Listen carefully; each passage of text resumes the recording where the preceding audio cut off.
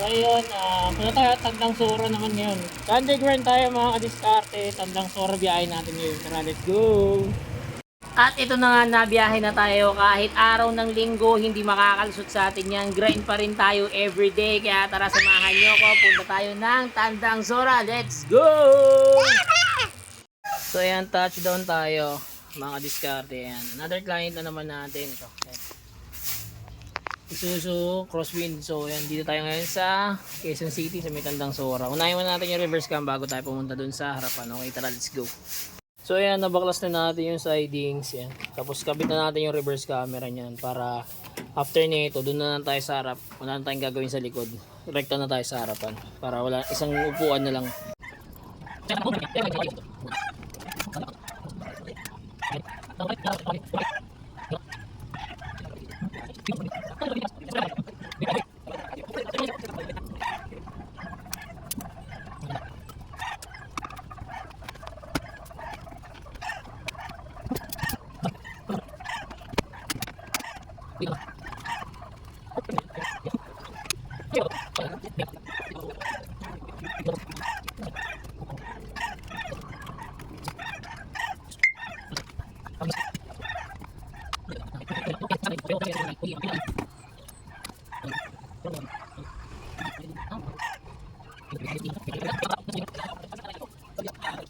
So ayan, tapos na tayo mag-install ng ating 7 inches Android dito sa Crosswind ni Bossing. So ayan, kung mapapansin nyo, wala pong cover yung AC vent nya.